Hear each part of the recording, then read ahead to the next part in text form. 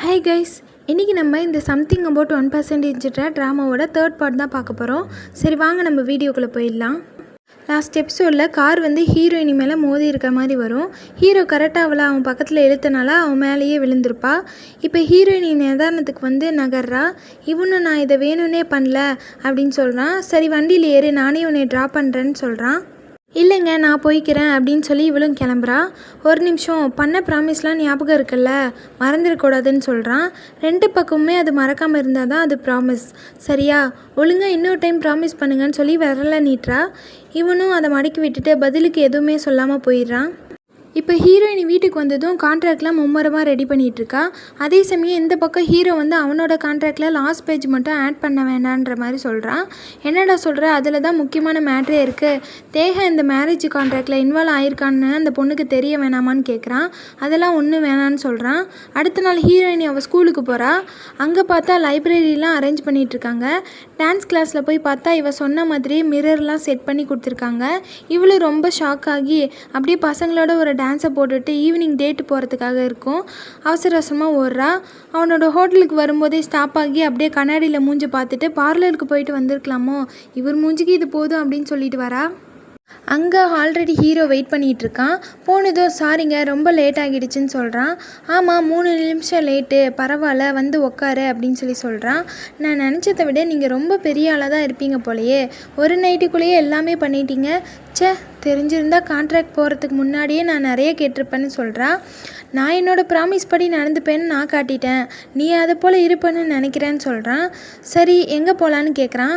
அவன் யோசிக்கிறதுக்குள்ளேயே நைட்டு ஒரு கான்சர்ட் இருக்குது போகலாமான்னு சொல்லி கூப்பிட்றான். கான்சர்ட்டான்னு சொல்கிறா. என்னோடய ஹோட்டல் தான் ஸ்பான்சர் பண்ணுது, நான் கண்டிப்பாக அங்கே இருக்கணும், வா போகலான்னு சொல்கிறான்.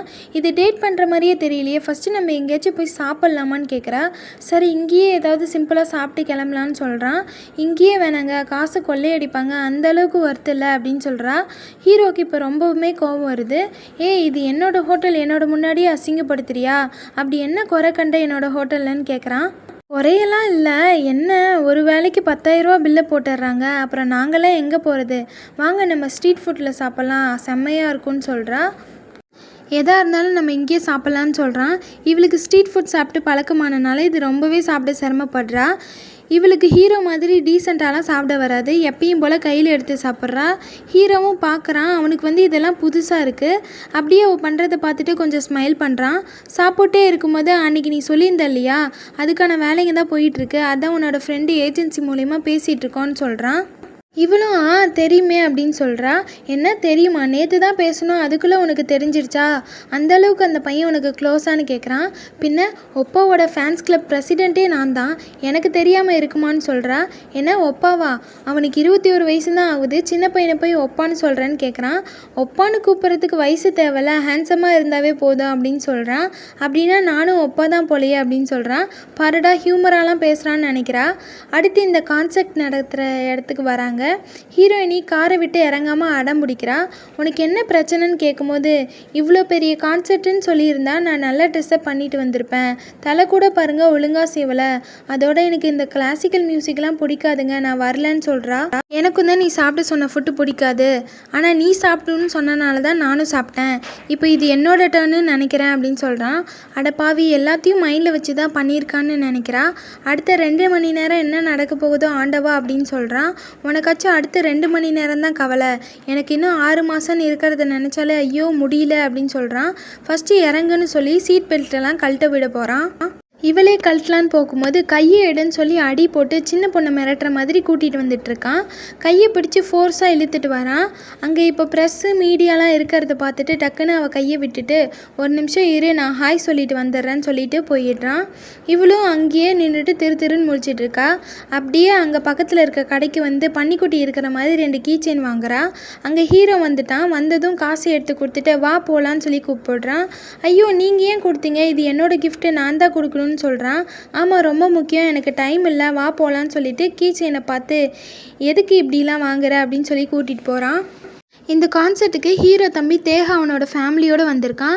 இப்போ ஹீரோ ஹீரோயினி ஒன்றா வந்து உட்காரத பார்த்துடுறாங்க. யாருடா அந்த பொண்ணு, லீச்சன் கேர்ள் ஃப்ரெண்டா, நான் பார்த்ததே இல்லைன்னு சொல்கிறாங்க. இங்கே ஹீரோ மீடியா உள்ளே வந்ததுமே, இங்கே பாரு, தயவு செஞ்சு என்னை தெரிஞ்ச மாதிரி காட்டிக்காத, உன்னோட தலையை கூட இந்த பக்கம் திருப்பிடாத அப்படின்னு சொல்கிறான். நான் தான் சொன்னேன்ல, உங்களுக்கு எம்பாரிசிங்காக இருந்ததுன்னா ஏன் என்னை இங்கே கூட்டிகிட்டு வந்தீங்க, இப்பயும் ஒன்றும் பிரச்சனை இல்லை, நான் கிளம்புறேன்னு சொல்லிட்டு போகும்போது அவளை இழுத்து உட்கார வைக்கிறான். இந்த தேஹா முன்னாடி கேர்ள் ஃப்ரெண்ட் இருக்கிற மாதிரியும் காட்டிக்கணும், மீடியா முன்னாடி தெரியாத மாதிரியும் காட்டிக்கணும்னு நினைக்கிறான். ஹீரோயினி வந்து என்னதாங்க உங்கள் பிரச்சனை, நான் தான் சொன்னேன்ல எனக்கு இந்த கிளாசிக்கல் மியூசிக்லாம் பிடிக்காது அப்படின்னு சொல்லி புலம்பிகிட்ருக்கா. இப்போ கான்சர்ட் ஆரம்பித்து கொஞ்ச நேரம் தான் இருக்கும். ஹீரோயினி தூக்கத்தில் மிதந்துட்டுருக்கா.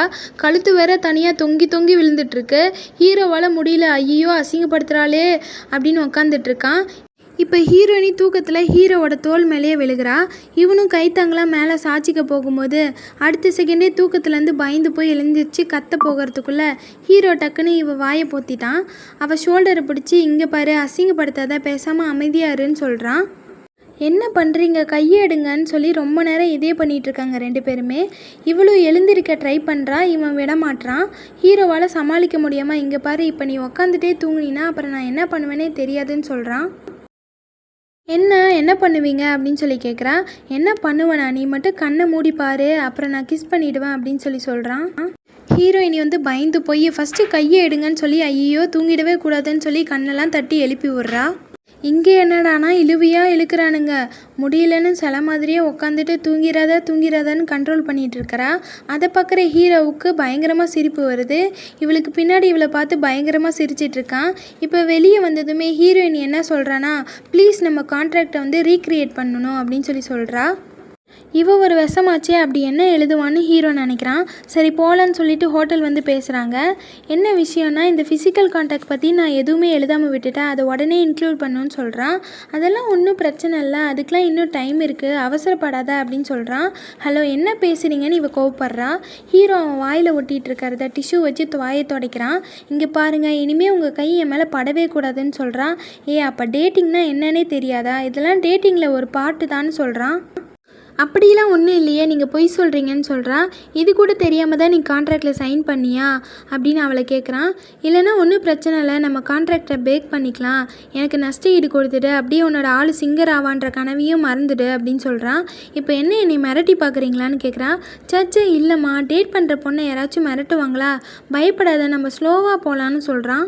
என்ன இவன் இப்படிலாம் பேசுகிறானேன்னு நினச்சி, நீங்கள் என்ன சொன்னீங்க, என்னை பிடிக்காதுன்னு சொன்னீங்க, என்னை வெறுக்கிறீங்கன்னு நினச்சி தான் நான் அதை பற்றி எதுவுமே யோசிக்காமல் விட்டுட்டேன், இல்லைன்னா நான் கண்டிப்பாக கான்ட்ராக்டில் போட்டிருப்பேன்னு சொல்கிறான்.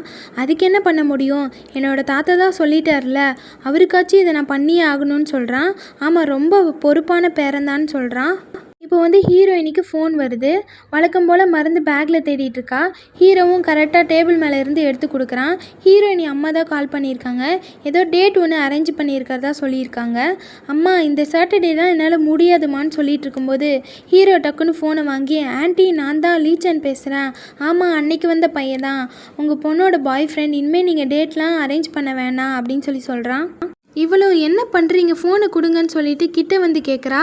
இவன் என்னடானா, கிம் ஏன் இவ்வளோ பக்கத்தில் வந்து பேசிகிட்டு இருக்க, நீ ஆப்போசிட்டில் உட்காந்து பேசினாலே எனக்கு கேட்கும்னு ஃபோனை காதில் வச்சுக்கிட்டே சொல்கிறான். உடனே ஃபோனை சண்டை போட்டு வாங்கி, அம்மா நான் எல்லாத்தையும் அப்புறமா எக்ஸ்பிளைன் பண்ணுறேன், இப்போ ஃபோனை வைங்க அப்படின்னு சொல்லி கட் பண்ணுறான். ஹீரோ வந்து, ஆமாம் யார் இந்த டடா அப்படின்னு சொல்லி கேட்குறான். இப்போ ரொம்ப முக்கியமா அப்படின்னு சொல்லி பயங்கரமாக புலம்புறா. இவன் புலம்புறதை பார்த்துட்டே இருக்கான். ஆனாலும் இந்த டடான்னு சொல்கிறத மட்டும் விட மாட்டான். ஆமாம், என்னோடய வீட்டில் கூப்பிட்ற செல்ல பேர், அதுக்கு என்ன இப்போ அப்படின்னு சொல்லி கேட்குறா. டடாவா, அது என்ன டடா, யார் கூப்பிட்டாலும் டடான்னு போய் நின்றுருவியா அப்படின்னு சொல்லி கேட்குறான். இங்கே பாருங்க, என்னோட செல்ல பேரை எனக்கு க்ளோஸாக இருக்கிறவங்க, எனக்கு பிடிச்சவங்க மட்டும்தான் கூப்பிடணும், நீங்கள் கூப்பிடக்கூடாது அப்படின்னு சொல்கிறா. அட நம்ம டேட் பண்ணுறோம், நான் கூப்பிடாம வேறு யார் கூப்பிடுவா டடா, சொல்லு டடா அப்படின்னு சொல்லி அவளை ஓவராக வெறுப்பேற்றுறான். இப்போ புரியுது நீங்கள் ஏன் இப்படி பேசுகிறீங்கன்னு, வயசாகிருச்சுல அதான்னு சொல்கிறான். எனக்கு 32 தான் ஆகுது, நான் இன்னும் யூத்தான மைண்ட் செட்டில் தான் இருக்கேன், என்ன போய் வயசாகிடுச்சுன்னு சொல்கிறேன்னு கேட்குறான். அவளும் ஏதோ சொல்ல வரா, ஆனால் அவளை பேச விடாமல் கிண்டல் பண்ணுற மாதிரி ஆன்னு சொல்லிகிட்டு இருக்கான். அப்பயும் இவள் வாயை துடைக்க வரும்போது அதை பிடுங்கி இவளே கோவமாக துடைச்சிக்கிறா. அடுத்து வீட்டில் ட்ராப் பண்ணுறதுக்காக வராங்க. இவள் 2 கீச்செயின் வாங்கியிருப்பா இல்லையா, அதில் ஒன்று எடுத்து அவன்கிட்ட கொடுக்குறா. உங்களுக்கும் சேர்த்து தான் வாங்கினேன்னு சொல்லி தான் கொடுக்குறா. இவன் 2 கீச்சைனுமே மாற்றி மாற்றி பார்க்குறான். அவளோட கீச்சைனை பிடுங்கி வச்சுக்கிட்டான். ஏன் இப்படி பண்ணுறீங்க கொடுங்கன்னு சொல்கிறா.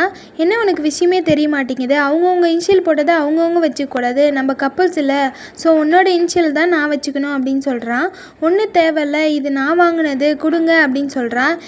நான் தான் பே பண்ண, சொல்லப்போனால் இதை நான் தான் உனக்கு கிஃப்ட் பண்ணுறேன்னு சொல்கிறான். ஆமாம், ஏன் இன்னும் இறங்காமல் கார்லேயே உட்காந்துட்ருக்க, என்ன நான் உள்ளே வரட்டுமா, வந்து நூடுல்ஸ் சாப்பிட்டு போவா அப்படின்னு சொல்லி கேட்குறான். ஹீரோயினி வந்து ஆளைப்பாரு ரொம்ப ஆசை தான், நான் கிளம்புறேன் அப்படின்னு சொல்லிட்டு வெளியே போகிறது பார்க்கும்போது அவள் கையை பிடிச்சி சரி சொல்லு, இப்போயாச்சும் உண்மையை சொல்லு, உனக்கு உண்மையாலுமே எங்கள் தாத்தாவை தெரியாதா அப்படின்னு சொல்லி கேட்குறான். அட என்ன நீங்கள், உங்களுக்கு கூட இருக்கிறவங்க யாருமே உண்மையே பேச மாட்டாங்களா, இல்லை இப்படி தான் எல்லாரையுமே சந்தேகப்பட்டுட்டே இருப்பீங்களா, நான் உண்மையை தான் சொல்கிறேன் அப்படின்னு சொல்லிட்டு வெளியே கிளம்புறா. ஹீரோயினி ரொம்ப ஸ்வீட்டாக பார்த்து சேஃபாக போங்க, சீக்கிரமாக போய் தூங்கிடுங்க, பாவம் வயசாயிடுச்சுல, நான் கிளம்புறேன் பாய்னு சொல்லிட்டு வெறுப்பேற்றி விட்ட சந்தோஷத்தில் போகிறா. அப்படியே வீட்டுக்கு ஜாலியாக வரா. வழக்கம் போல் அவளோட கீயை மறந்து வச்சுட்டா. என்னென்னா அவனுக்கு கொடுத்த கீ செயினில் தான் கீயை மாட்டி வச்சுருப்பா போல்.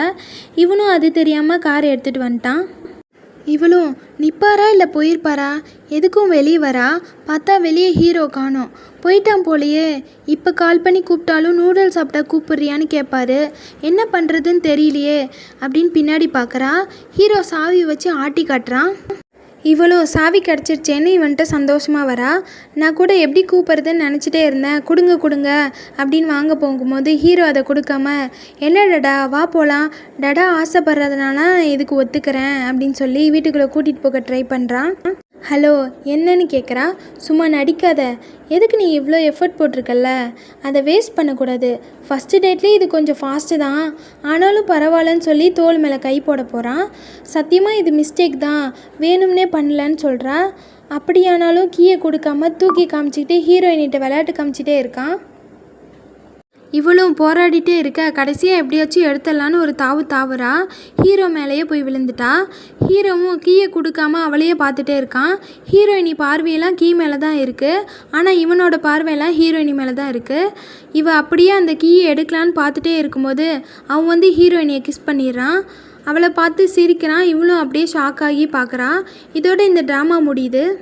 அடுத்த எபிசோடை பார்க்க சேனலை சப்ஸ்கிரைப் பண்ணி பெல் ஐக்கானை கிளிக் பண்ணி வச்சுக்கோங்க. அப்படியே லைக் பண்ண மறந்துடாதீங்க. நெக்ஸ்ட் வீடியோவில் பார்க்கலாம் கைஸ்.